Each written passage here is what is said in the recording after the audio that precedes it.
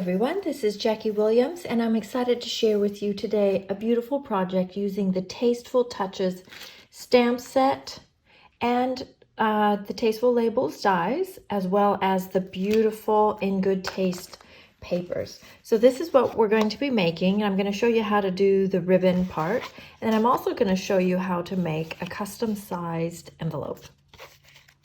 So for our card base, I've used crumb cake and I have cut it at 7.5 by 7 1/4. And then you're going to fold that so that you'll end up with a card base that is approximately 7 1/4 by about 3 3/4 inches.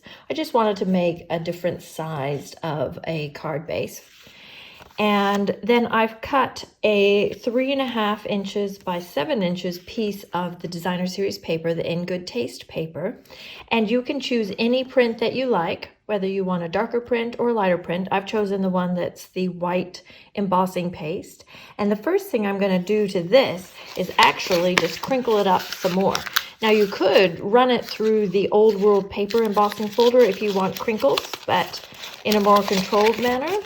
Or you can just leave it flat and clean, so as you wish. I just wanted that little bit of texture on there.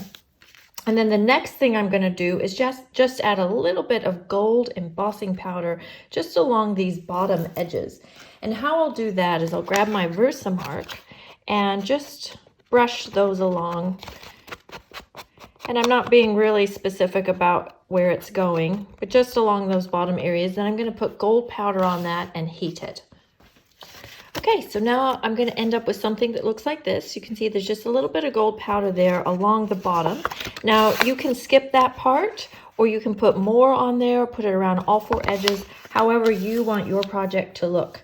Now just for durability, I'm just going to take a little scrap piece of the crumb cake that was left from cutting my card base and just put that behind here just to give it some strength. Now you don't want any of that cardstock that you have behind showing. It can be any color because it's just, like I said, to give this a little bit of durability when we put on our ribbons.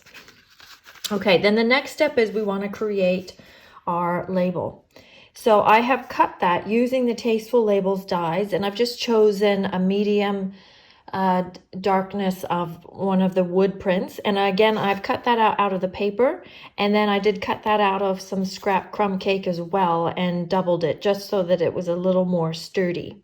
Then I white embossed the Just Saying Hello, that's from the In Good Taste stamp set, and then did the same thing here with the gold powder. Just brushed a little bit of Versamark along the bottom, put it in gold powder and heated that up. Then the next thing is you'll want to punch some holes, one on each side.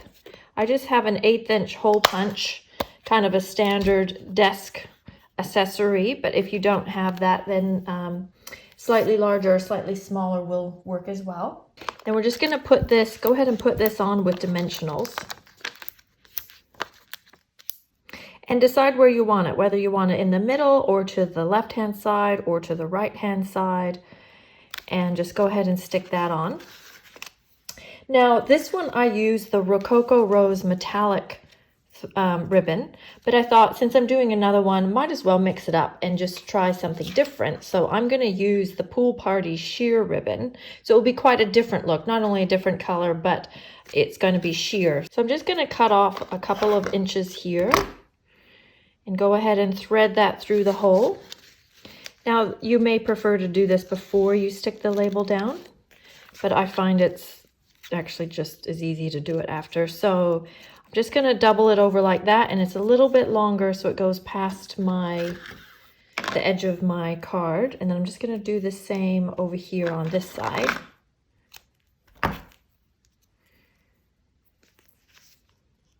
This is a way that I frequently do my ribbons. It's a good little skill to have up your sleeve. So you see that I've got 2 pieces looped through each hole. And then the raw edges, I'm just going to tuck behind and tape along the back. Okay, so it will look like this on the back and like this on the front. Okay, then I'm going to go ahead and put that on the card front. We'll just put that down flat.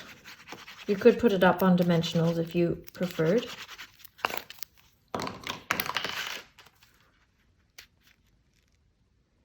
Like so. To finish our ribbon, I'm going to take about 10 inches of the sheer Pool Party. I'm going to loop that around one or both of the strands on the larger side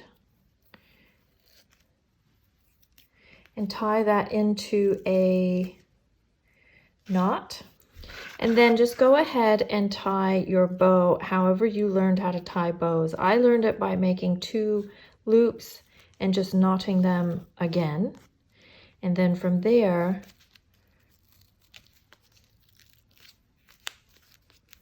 we'll just kind of adjust it till it looks how you want. And then you can choose to cut your tails short or leave them long. I'm going to leave them a bit long for this one because it's quite a sheer ribbon. And then I'm going to add some linen thread.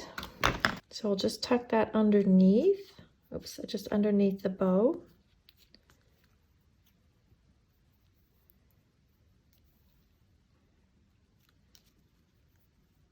And again, just tie it how you learned how to tie bows.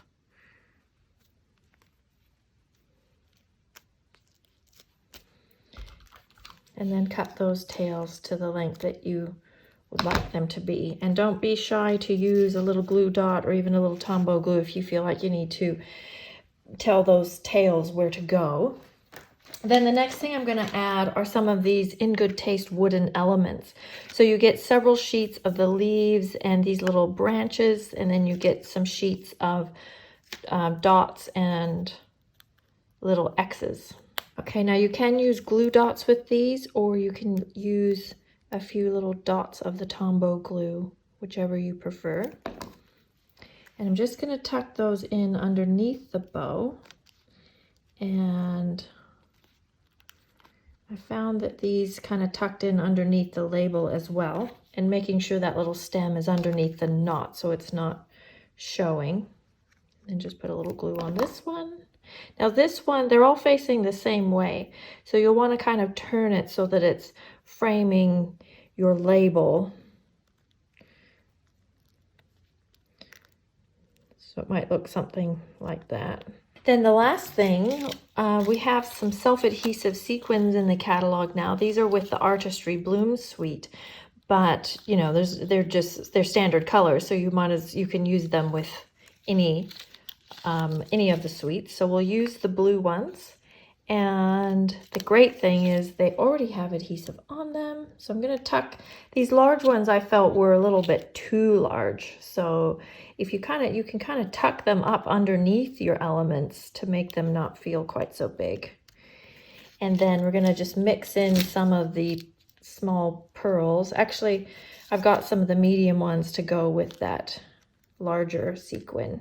I can get it to behave. There we go. And then one of the tiny ones, I'll put that one up here. Okay, so you can decide if you'd like it with the sheer ribbon, the blue ribbon, or the pink one that's a little more bold. Then inside our card, what you can do is just cut another piece of the 3.5 by 7 inch of the Designer Series paper and just do a little bit of the gold embossing and stamping and repeat that paper on the inside as well, because it's light enough you could write on that.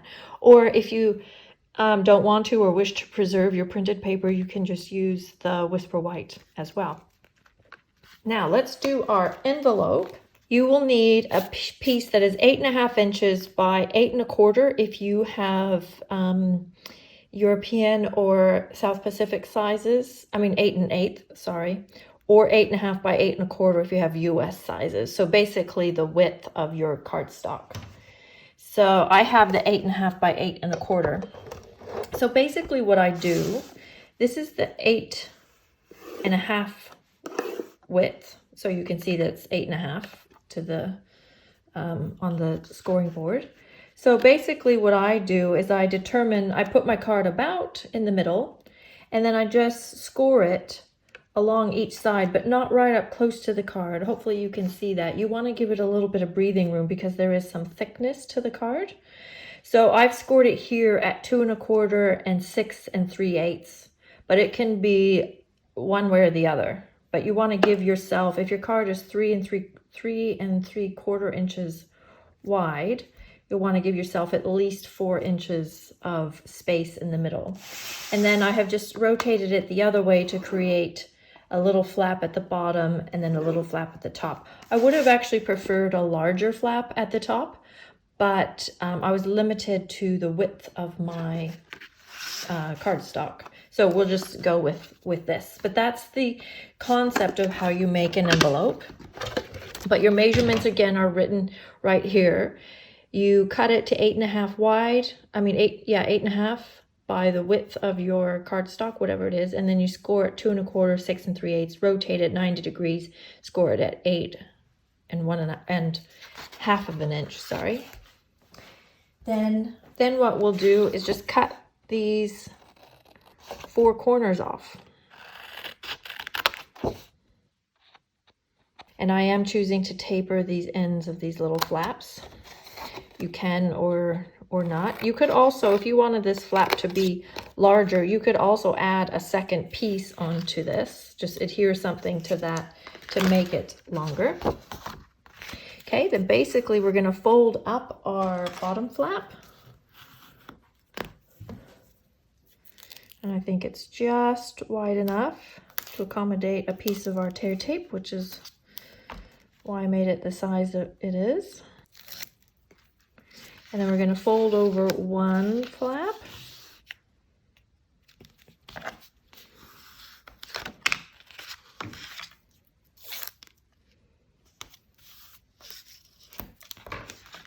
And then fold over the other, the other flap. If I can get this to come off, there we go.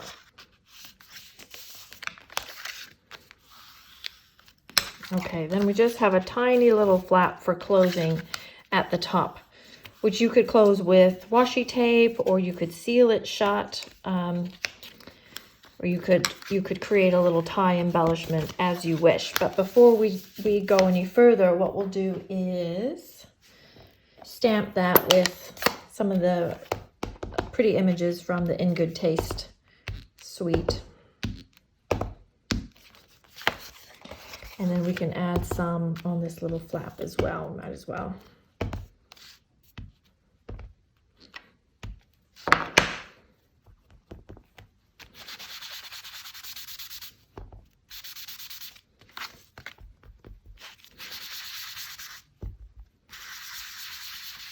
I quite like a pretty envelope.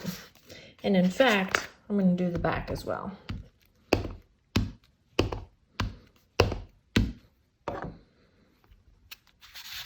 A really nice envelope makes even a simple card seem, or actually be, just that much more special.